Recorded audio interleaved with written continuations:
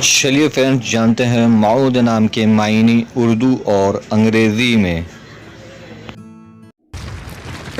Hi friends, welcome in online infotech. माउद इस नाम का शुमार लड़कों के नामों में होता है। ये नाम 4 हुर्फ और एक लफ्ज़ पर मुश्तमल है। इस नाम का मज़हब इस्लाम है। इस नाम का असल ताल्लुक़ अरबी ज़बान से है। इस नाम के अफराद के लिए खुशकिस्मती नंबर 8 माना जाता है।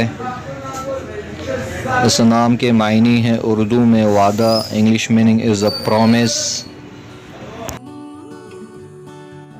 Subscribe to my channel, click the bell icon, get notified directly latest